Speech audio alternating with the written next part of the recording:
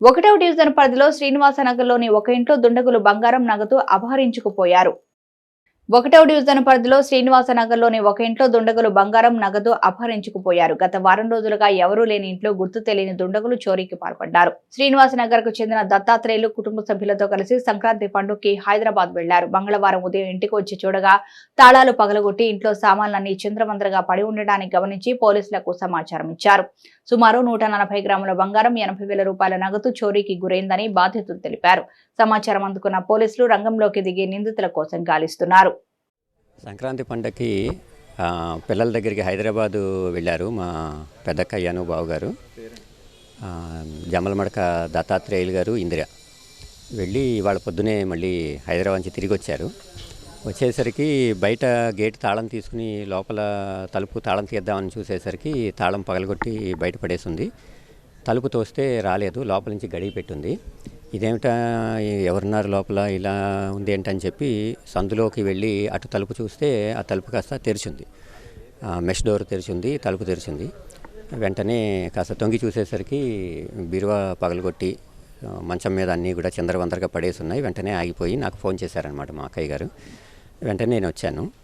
వచ్చి చూసేసరికి ఇది థెఫ్ట్ జరిగినట్టుగా అర్థమైంది. హైదరాబాద్లో మా అక్కయ్య వాళ్ళ అబ్బాయి ఐఎస్బీలో ఉంటాడు. చాలామందితో పరిచయాలు ఉన్నాయి, పోలీసులతో, ఆఫీసర్లతో. వాళ్ళకి ఫోన్ చేసి చెప్పడంతో ఇక్కడ ఎస్పీ గారి దగ్గర ఉండే స్పెషల్ బ్రాంచ్ ఆఫీసరు, ఎస్ఐలు, పోలీసులు వాళ్ళందరూ వచ్చి, క్లూస్ టీం కూడా వచ్చి చూసుకున్నారు. ఇక్కడ స్థూలంగా ఇప్పుడు మనం చూసుకుంటే కనుక బంగారు వస్తువులు, వెండి వస్తువులు, 80,000 దాకా క్యాష్ పోయినట్టుగా తెలుస్తోంది. అక్కయ్య చెప్పిన దాన్ని బట్టి లెక్కలేస్తే ఒక 140 గ్రాములు, 136, 140 గ్రాముల దాకా తేలిందండి. వెండి కూడా చిన్న కొన్ని వస్తువులు, ఏదో పన్నీర్ బుడ్డి అలాంటివేవో లాకర్ పగలగొట్టి తీసుకెళ్ళిపోయినట్టుగా తెలుస్తోంది. క్యాష్ 75,000-80,000 దాకా పోయినట్టుగా చెప్తున్నారు అక్కయ్య. ఇక్కడ పెద్దగా ఏం జరగలేదండి, బాగానే సేఫ్గానే ఉండేది, సేఫ్గానే ఉంది కదా అన్నట్టుగా తాళాలు వేసుకుని వెళ్ళారు. వెళుతూ నాకు చెప్పి వెళ్తుందనమాట. ఇంటి మేడ మీద మిద్దె తోట బాగా పెంచుతూ ఉంటుంది. శ్రీ సుబ్రహ్మణ్యేశ్వర స్వామి తైపూసం కావడి మహోత్సవం ఈ నెల 25న నిర్వహిస్తున్నట్లు కార్తికేయ సేవా ట్రస్ట్ తెలిపింది. శ్రీ సుబ్రహ్మణ్యేశ్వర స్వామి తైపూసం కావడి మహోత్సవం ఈ నెల 25న నిర్వహిస్తున్నట్లు కార్తికేయ సేవా ట్రస్ట్ తెలిపింది. ఇందుకు సంబంధించిన కరపత్రాలు ట్రస్ట్ ఈ సందర్భంగా విడుదల చేసింది. 25వ తేదీన జిల్లా పరిషత్ సెంటర్ విఘ్నేశ్వర స్వామి ఆలయంలో కావడి పూజ మరియు 108 పాల కలశాలతో షడికోణ యంత్ర పూజ అనంతరం కావడి ధారణ చేసిన స్వాములు మరియు భక్తులతో శ్రీ వల్లి దేవసేన సమేత శ్రీ సుబ్రహ్మణ్యేశ్వర స్వామిల పంచలోహ విగ్రహాలు ఉత్సవ వాహనంపై ఊరేగింపుగా కోనేరు సెంటర్ మీదుగా రాబర్టు సన్పేటలోని పర్వతవర్ధిని శ్రీ రాజరాజేశ్వరి సమేత శ్రీ రామలింగేశ్వర స్వామి దేవాలయానికి చేరుకుంటుందని ట్రస్ట్ ప్రతినిధులు తెలిపారు. ఈ సందర్భంగా శ్రీ స్వామికి కావడి పాల కలశంల ద్రవ్యాలతో అభిషేకం అనంతరం అన్నసమారాధన నిర్వహిస్తున్నామన్నారు. వెట్రివేల్ మురుగనికి హరోహర. సుబ్రహ్మణ్య స్వామి వారి 6 పడై వీడు అను 6 శక్తి క్షేత్రాలలో జరిగే విధంగా తైపూసం అంటే తైమాసం పుష్యమి నక్షత్రం నాడు వచ్చు శుభ దినమున తైపూస బ్రహ్మోత్సవంగా పళని మొదలగు 6 క్షేత్రాల్లో కూడా బ్రహ్మాండమైన నగరోత్సవాలు, బ్రహ్మోత్సవాలు జరిగే శుభదినము 25వ తారీఖు గురువారము తైపూస బ్రహ్మోత్సవంగా జరపబడుతుంది. మన మచిలీపట్నంలో గత 8 సంవత్సరాల నుండి కార్తికేయ సేవా భక్త బృందం తరపున ఈ కార్యక్రమాన్ని అత్యంత అద్భుతంగా 300 కావళ్ళు, 300 పాల కలశాలతో బ్రహ్మాండ నగరోత్సవము సుబ్రహ్మణ్య స్వామి వారికి జరుగుతుంది. రేపు 25వ తారీఖు గురువారము ఉదయము జెడ్పీ సెంటర్ వినాయక స్వామి దేవాలయం నుండి ఉదయం 8 గంటలకి కావడి నగరోత్సవము, పంబా ఉడుకు మేళము, పళని సంప్రదాయ మేళమైనటువంటి పంబా ఉడుకు మేళము మరియు సన్నాయి మంగళ వాయిద్యాలతో పాల కలశాలతో బ్రహ్మాండమైన నగరోత్సవం బయలుదేరి పాత బస్టాండు పర్వతవర్ధిని శ్రీ రాజరాజేశ్వరి సమేత శ్రీ రామలింగేశ్వర స్వామి దేవస్థానానికి చేరుతుంది. కాబట్టి భక్తులంతా కూడా పాల్గొని సుబ్రహ్మణ్య స్వామి వారి అనుగ్రహానికి పాత్రలు కావాలి. రాష్ట్ర స్థాయి బాడీ బిల్డింగ్ పోటీలో సెకండ్ ప్రైజ్ గెలుపొందిన బందరు బాడీ బిల్డర్ ప్రశాంత్ ని పలువురు వైసీపీ నాయకులు ఘనంగా సత్కరించారు.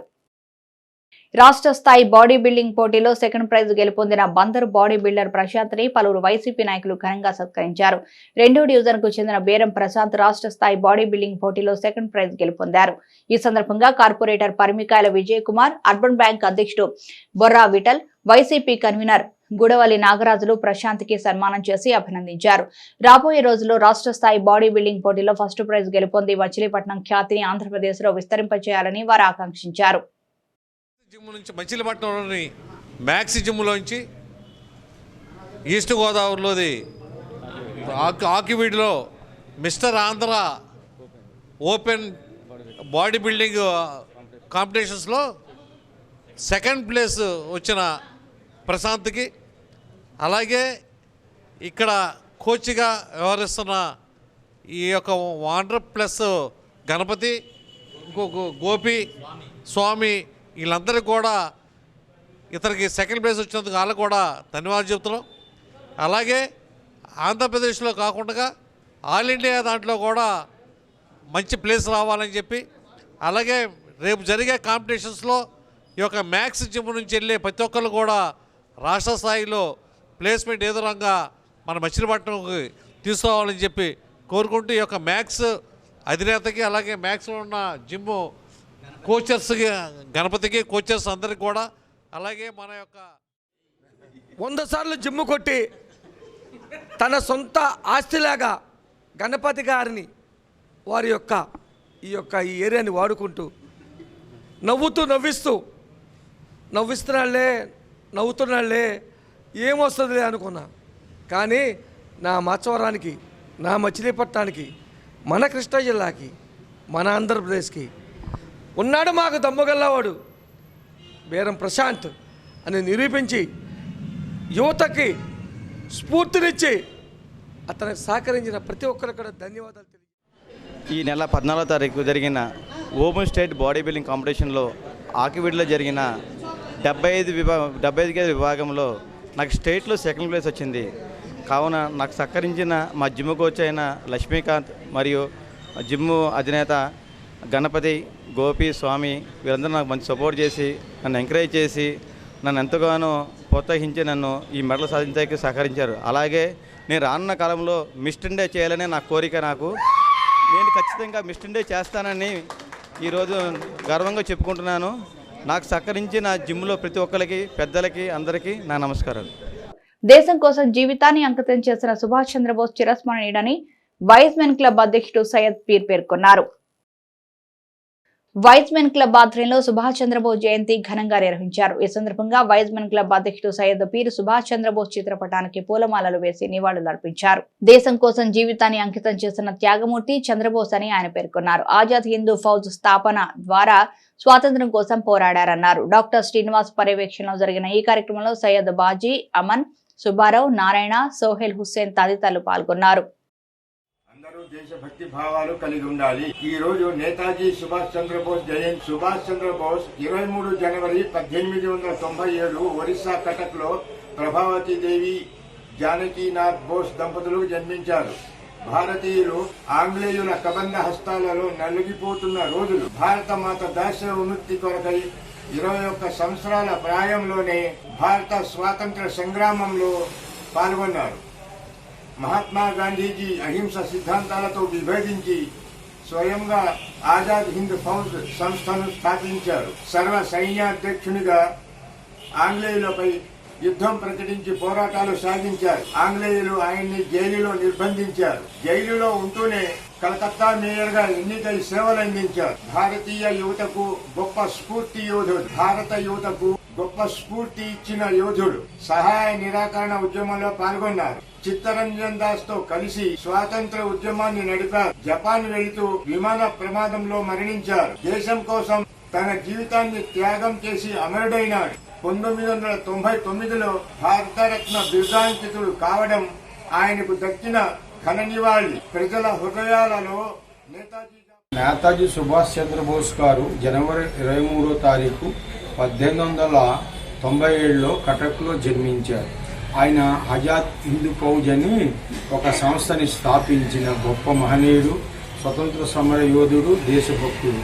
ఆయన భారతదేశం కోసం దాస్య శృంఖాల్లో మగ్గుతుంటే స్వతంత్రం తీసుకురావడం కోసం అని చెప్పి ఆయన జీవితాన్ని త్యాగం చేసి ఒక విమాన ప్రమాదంలో జపాన్ వెళ్తూ ఆయన మరణించారు. అంటే మరణించడం అంటే కీర్తిశేషులు అయ్యారని మనం చెప్పుకోవాలి. ఆయన సదా చిరస్మరణీయులు.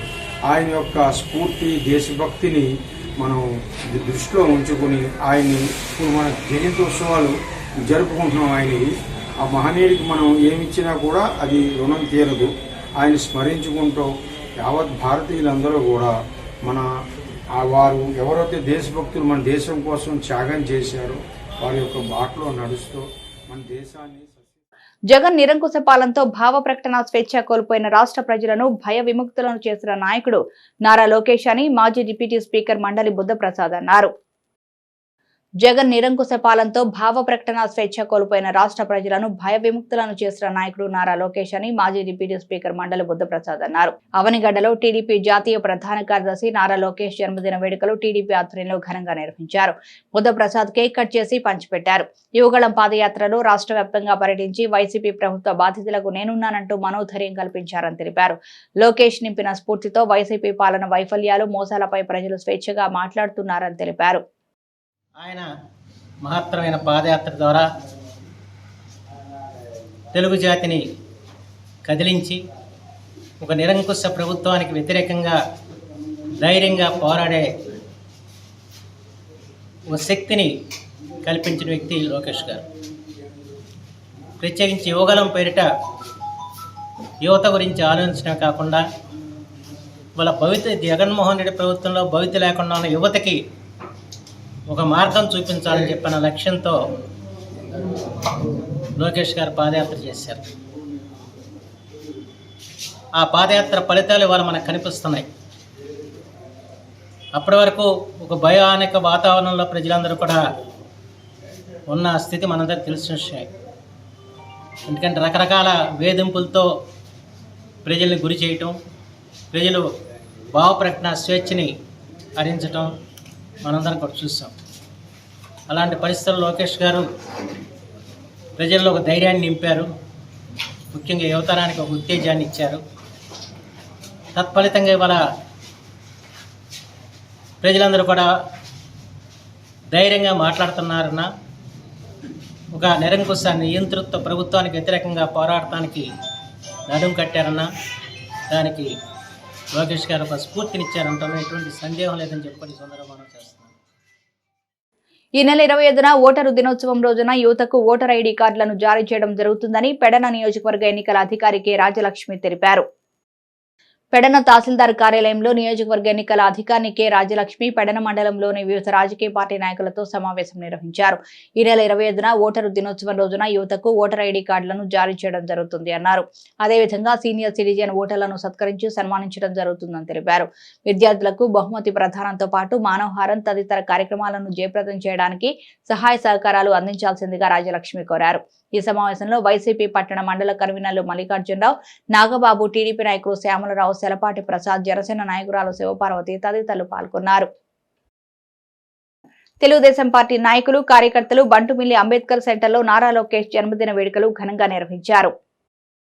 తెలుగుదేశం పార్టీ యువ నాయకుడు నారా లోకేష్ జన్మదిన సందర్భంగా పెడన నియోజకవర్గ తెలుగుదేశం పార్టీ ఇన్ఛార్జి కాగిత కృష్ణప్రసాద్ కేక్ కట్ చేసి పార్టీ నాయకులు ఒకరికొకరు స్వీట్లు పంచుకున్నారు. ఈ సందర్భంగా కాగిత కృష్ణప్రసాద్ మాట్లాడుతూ నారా లోకేష్ చేసిన యువగళం యాత్రతో ప్రజల్లో ముఖ్యంగా యువతను ఆకట్టుకున్నారు అని, యువత తమ నాయకుడు నారా లోకేష్ పాదయాత్రకు మద్దతు తెలుపుతూ పెద్ద ఎత్తున హాజరవుతూ ఆయనకు జైజేలు కొట్టారన్నారు. నిరుద్యోగ యువతీ యువకులకు స్ఫూర్తిదాత, పార్టీ కార్యకర్తల సంక్షేమ నిధి నిర్వహిస్తూ తెలుగుదేశం పార్టీలో కొత్త ఉత్సాహాన్ని నింపారని ఆయన అన్నారు. ఈ కార్యక్రమంలో మండల పార్టీ అధ్యక్షులు కోనపరెడ్డి వీరబాబు, బొడుగు తులసిరావు, కూనసాని చిన్న, నాజర్ కొండ, అంగర రంగనాథ్, బొరా కాశీ తదితరులు పాల్గొన్నారు. నమస్కారం అండి. గౌరవనీయులు మా అందరి యువ నాయకులు, మా అందరికి యువకులందరికీ కూడా స్ఫూర్తిదాత అయినటువంటి నారా లోకేష్ బాబు గారికి పెడన నియోజకవర్గం తరపు నుంచి ఆయనకి హృదయపూర్వక జన్మదిన శుభాకాంక్షలు తెలియజేసుకుంటూ ఆయన ఆరోగ్యంతో సంతోషంగా ఉండాలని కోరుకుంటూ, మరి ఎన్నడూ లేని విధంగా మరి పార్టీలకి అనేది కూడా ఎక్కడా కూడా లేనటువంటి ఒక కొత్త విధానాన్ని తీసుకొచ్చి కార్యకర్తల సంక్షేమ నిధిని తీసుకొచ్చి తెలుగుదేశం పార్టీ కార్యకర్తలు నాయకులందరినీ కూడా ఒక నిధిని ఏర్పాటు చేసి పేదవాళ్ళు ఎవరైతే ఉంటారో వాళ్ళందరినీ కూడా ఆదుకున్నటువంటి వ్యక్తి ఎవరైనా ఉన్నారంటే అది నారా లోకేష్ బాబు గారు అని చెప్పి సందర్భంగా తెలియజేస్తూ ఉన్నాను. గతంలో మరి ఇప్పుడు కూడా మరి అనేక మంది ఎవరైతే కార్యకర్తలు ఉంటారో పేదవాళ్ళు మరి అనుకోని సందర్భాల్లో వాళ్ళందరూ కూడా చనిపోతే వారందరికీ కూడా ఇన్సూరెన్స్ రూపంలో వాళ్ళకి మరి డబ్బులు ఏర్పాటు చేయటం, అదేవిధంగా పేదవాళ్ళు ఎవరైతే ఉంటారో వాళ్ళందరినీ కూడా ఆర్థికంగా చేయూతనిచ్చి వాళ్ళందరినీ కూడా ఆర్థికంగా కూడా అనేక విధాలుగా ఆదుకున్నటువంటి వ్యక్తి ఎవరైనా ఉన్నారంటే నారా. విద్యాభివృద్ధికి ముఖ్యమంత్రి జగన్మోహన్ రెడ్డి విశేష కృషి చేస్తున్నారని వైసీపీ నియోజకవర్గ ఇన్ఛార్జి పేర్ని కిట్టు పేర్కొన్నారు.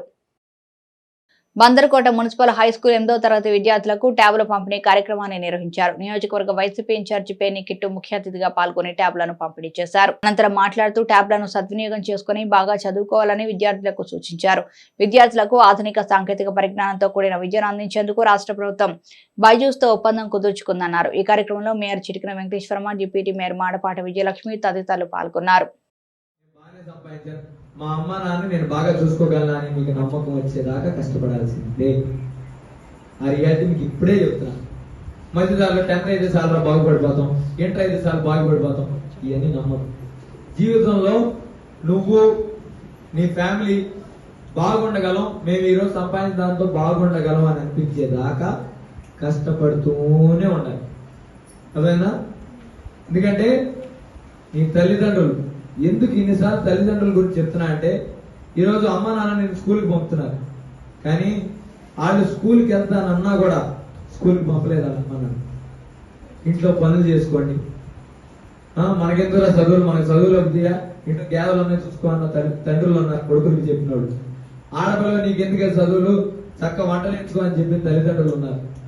అవన్నీ బాధలు పడ్డారు, కానీ నా పిల్లలకి ఈ బాధలు వద్దనుకున్నారు. సరే నేను వంట చేసి ఏం బాగుపడ్డా, ఇంకా అదే కష్టాలు నా ఇంట్లో నా పుట్టిల్లో ఏం కష్టాలు చూసాను, ఇంకా అత్తారింటో అదే చూస్తున్నాను అనుకున్న అమ్మలే మిమ్మల్ని స్కూల్కి పంపుతున్నారు. సరే నా తండ్రి గేదెలు కాసుకోమని చెప్పాడు, ఏం బాగుపడ్డా నేను, కానీ నేను చదివిస్తే బాగుపడతారని అనుకున్న తండ్రే మిమ్మల్ని లేపి స్కూల్కి పంపిస్తున్నాడు. కాబట్టి అమ్మ నాన్న లేపి ఒక మాట కటువుగా అంటే ఏం తిప్పుకోమాక, మన కోసమే. నిన్ను ఎన్నాళ్ళు కష్టపడి పెంచిన వాళ్ళు తక్కువ ఒక మాట అంటున్నారంటే మన మంచి కోసం, అంతేగా. ఊరికి ఎవరంటారు కదా. టీడీపీ జాతీయ కార్యదర్శి నారా లోకేష్ జన్మదినాన్ని మచిలీపట్నంలో పార్టీ శ్రేణులు ఘనంగా నిర్వహించారు. తెలుగుదేశం పార్టీ జాతీయ కార్యదర్శి నారా లోకేష్ జన్మదినాన్ని పార్టీ శ్రేణులు ఘనంగా నిర్వహించాయి. ఈ సందర్భంగా పార్టీ కార్యాలయంలో కేక్ కట్ చేసి స్వీట్లను పంపిణీ చేశారు. నారా లోకేష్ మరిన్ని జన్మదినాలు జరుపుకోవాలని, రాజకీయాల్లో ఉన్నత శిఖరాలు అధిరోహించాలని వారు ఆకాంక్షించారు. ఈ కార్యక్రమంలో పార్టీ నాయకులు మొట్టమొదటి బాబా ప్రసాద్, గొర్రెపాటి గోపీచంద్, ఇలియాస్ పాషా, పిప్పళ్ల కాంతారావు, పాలపాటి సుబ్రహ్మణ్యం, కార్పొరేటర్లు దేవరపల్లి అనిత, అన్నం ఆనంద్, దింటకుర్తి సుధాకర్, చిత్తజల్లు రాము తదితరులు పాల్గొన్నారు. పుట్టినరోజు సందర్భంగా తెలుగుదేశం పార్టీ కుటుంబ సభ్యులందరికీ కూడా అభినందనం. అందరికీ రాబోయే కాలంలో, రాబోయే పరిపాలనలో ఒక కీ రోల్ నిర్వహించగల సామర్థ్యం, సత్తా ఉన్నటువంటి విద్యాధికుడు యువలోకేష్ ఇటువంటి మరి ఎన్నో పుట్టినరోజులు జరుపుకోవాలని మనం చూసాం. పట్టుదల, కృషి, పాదయాత్ర ఎంత పకడ్బందీగా ఓర్పుతో, నేర్పుతో కంటిన్యూ చేసినటువంటి యువరత్నం మరి లోకేష్ మరిన్ని పుట్టినరోజులు జరుపుకోవాలని మరొక్కసారి కోరుకుంటూ ఈ సందర్భంగా ఈ కార్యక్రమాన్ని విజయవంతంగా నెరవేర్చిన తెలుగుదేశం పార్టీ కార్యాలయంలో కుటుంబ సభ్యులందరికీ కూడా ధన్యవాదాలు తెలియజేస్తూ, జై తెలుగుదేశం. ఈరోజు మా లోకేష్ గారి పుట్టినరోజు సందర్భంగా, మరి లోకేష్ గారంటే మాజీ ముఖ్యమంత్రి ఎన్టీ రామారావు గారి మనవడు, చంద్రబాబు గారి కుమారుడైన లోకేష్ గారి పుట్టినరోజు ఈరోజు మచిలీపట్నం తెలుగుదేశం పార్టీ ఆఫీసులో ఎంతో ఘనంగా నిర్వహించడం అనేది జరిగింది. ఆయన తెలుగుదేశం పార్టీకి ఒక కీలకమైన వ్యక్తిగా ఈరోజు పార్టీలో చురుగ్గా పాల్పంచుకుంటూ అనేది మనందరం చూస్తూనే ఉన్నాం. వాళ్ళ పాదయాత్రలో ప్రజల కష్టాలన్నీ కూడా అనేక మార్లు ఆయన పేదవాళ్ళ దగ్గరికి వెళ్ళి వాళ్ళ సమస్యలన్నీ కూడా తెలుసుకోవడం అనేది జరిగింది. రైతుల దగ్గరికి వెళ్ళి రైతుల సమస్యలు, అట్లా ఆహార తినబండారాలను తయారు చేసే వాళ్ళ దగ్గరికి వెళ్ళి వాళ్ళ సమస్యలను, అట్లాగే చేనేత కార్మికుల దగ్గరికి వెళ్ళి వాళ్ళ సమస్యలను, ఎవరైతే చేతి వృత్తులు ఉన్నారో వాళ్ళందరి దగ్గరికి వెళ్ళి వారి సమస్యలన్నీ కూడా తెలుసుకుని రాబోయే తెలుగుదేశం ప్రభుత్వంలో పరిష్కారం. నమస్కారం. తాత ఆశయాలు, తండ్రి ఆలోచనలతో నారా లోకేష్ గారు ఇలాగే రాజకీయాల్లో మరింతగా దూసుకువెళుతూ ప్రజలకు ఎంతో చేరువయ్యేలాగా యువగళం కొన్ని వేల కిలోమీటర్లు నడిచి ప్రతి ఒక్కరూ బాధలు తెలుసుకుంటూ సమాజంలో నిర్మూలించాల్సినవన్నీ ఆయన ఎర్ర పుస్తకంలో రాసుకుంటూ వెళ్ళారు. ఆ ఎర్ర పుస్తకాన్ని త్వరగా తెరిచే రోజు రావాలని, అలాగే ఆయన ఆయురారోగ్యాలతో ఉండాలని, మనకి మార్గదర్శకంగా నిలిచి యువగళంతో ఉత్సాహం నింపి మరిన్ని కొత్త ఆలోచనలతో మా ముందుకు రావాలని కోరుకుంటూ మరొక మారు మచిలీపట్నం నియోజకవర్గం నుంచి ఆయనకు జన్మదిన శుభాకాంక్షలు. కృష్ణా జిల్లాలో 3,07,510 మంది పొదుపు సంఘం సభ్యులను రుణ విముక్తులను చేసేందుకు వైఎస్ఆర్ ఆసరా ద్వారా 4వ విడతగా 295.02 కోట్ల రూపాయల నగదు జమ అయింది. కృష్ణా జిల్లా కలెక్టరేట్లోని వీడియో కాన్ఫరెన్స్ హాల్లో జరిగిన జిల్లా కార్యక్రమంలో జిల్లా collector P Rajababu, mayor Chitikara Venkateswarma, deputy mayor Madapata Vijayalakshmi, DRDA project director PSV Prasad తదితరులు పాల్గొన్నారు. తొలుత ప్రత్యక్ష ప్రసారం ద్వారా రాష్ట్ర ముఖ్యమంత్రి శ్రీ వైఎస్ జగన్మోహన్ రెడ్డి అనంతపురం జిల్లా ఉరవకొండ బహిరంగ సభ నుంచి వైఎస్ఆర్ ఆసరా పథకం కింద 4వ విడత నిధులు నేరుగా స్వయం సహాయక పొదుపు సంఘాల అక్కచెల్లెమ్మల ఖాతాల్లో రాష్ట్ర వ్యాప్తంగా 7,98,395 స్వయం సహాయక పొదుపు సంఘాల్లోని 78,94,169 మంది అక్క చెల్లెములకు 6,394.83 కోట్ల రూపాయలు వారి ఖాతాలో జమ చేసే కార్యక్రమాన్ని వీక్షించారు. అనంతరం జిల్లా collector P Rajababu, mayor Chitikara Venkateswarma, deputy mayor Madapata విజయలక్ష్మిలతో కలిసి లబ్ధిదారులకు వైఎస్ఆర్ ఆసరా 4వ విడతగా 295.02 కోట్ల రూపాయల నగదు మెగా చెక్కును అందజేశారు.